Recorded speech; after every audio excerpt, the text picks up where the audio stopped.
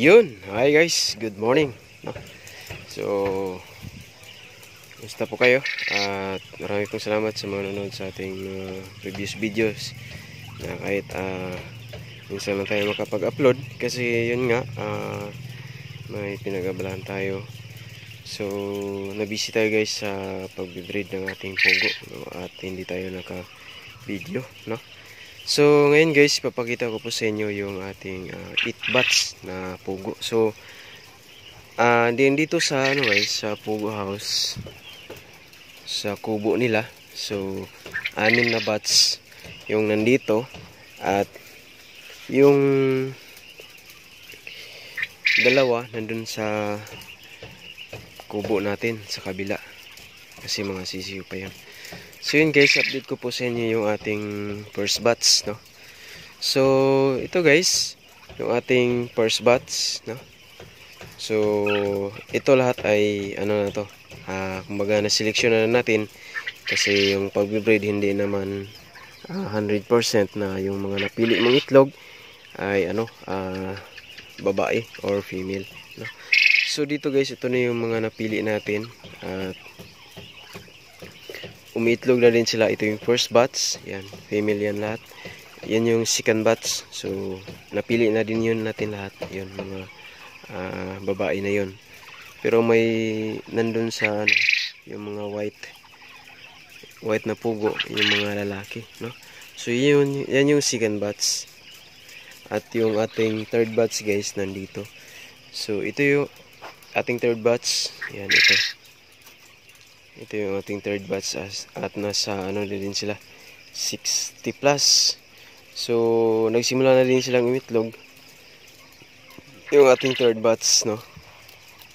Yun. So ang ating fourth batch nandito guys sa baba. Yan. Yan. At ito yung itlog nila, nakolekta natin ngayong umaga.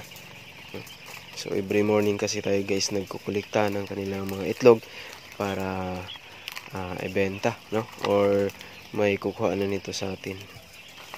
Yan. So ito yung ating fourth batch guys. So malaki na din. At nagsimula na, malapit na din to. Hindi pa to nag-itlog. Malapit na din to mag-itlog. So ito na yun guys, yung mga lalaki, no? Female. Sorry. So ito na yung mga female na pang fourth batch. Yung ating pang-limang batch guys, yan. Yung nasa side na yun yung ating pang-limang batch.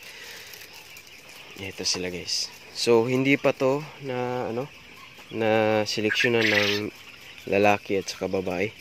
Yan. So malaki-laki na din sila guys. Ito yung ating pang-limang batch ng pag-i-incubate natin ng itlog ng pugo. So nagbe-breed kasi tayo para maparami. Gawa ng hindi pa makapasok ng pugo dito sa area natin sa Bohol, no.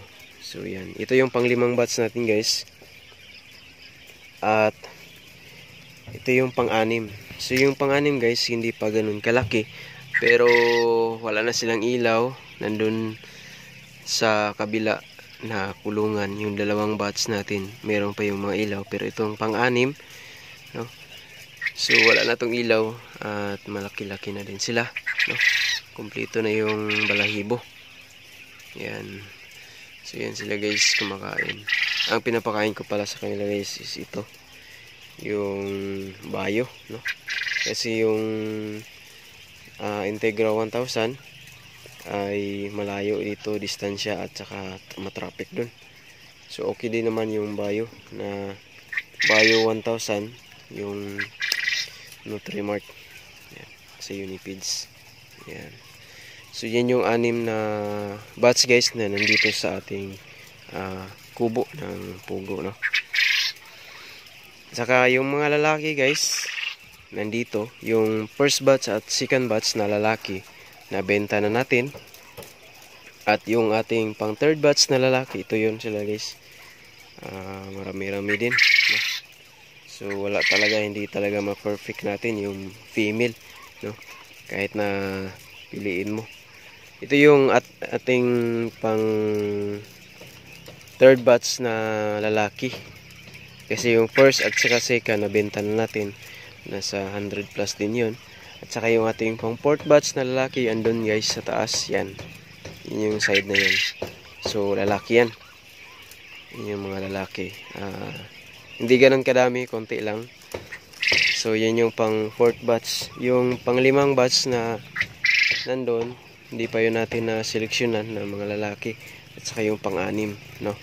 So, bali, yung susunod natin na iseleksyon, kukunin natin yung mga lalaki. Yun yung fourth batch at pang limang batch at saka pang-anim. So, kukunin na natin yung mga kunin natin yun siguro mga susunod na araw. Kunin natin yung mga lalaki doon at saka dito din para yung mga babae is hindi sila may stress, no? Kasi pag ganito guys, pag lagyan mo ng lalaki, since ito ay table egg lang naman, no? So hindi natin lagyan ng lalaki, no? So lagyan mo lang yan ng lalaki pag gusto mo magkasimilya. Pero itong batch guys, hindi to pwedeng pagsamahin, no? Yung batch na yon kasi yung lalaki at saka babae, kasi doon papasok yung inbreeding o line breeding, no? So ang resulta nun is mahihina yung mga sisiw, no, na napoproduce nila. So iwasan natin yun, yung mga inbreeding saka line breeding. So dito guys, ito yung pang natin, pang 6 na batch. So yun guys, yan. Hindi pa rin to na seleksyonan na lalaki at saka babae. So siguro by next week ata, para sure ball, no, na malaki na at klarong-klaro na yung mga lalaki at saka babae. So yun guys, yung update sa ating 1 to 6 batch na nandito sa ating pugo, no, house. So medyo yan, sira na kasi mahangin. Dito sa kabila guys, gumagawa tayo ng panibagong pugo house nila. Yan dito, so hindi pa tapos. So ipapakita ko din yan sa inyo soon pag natapos yan, no. So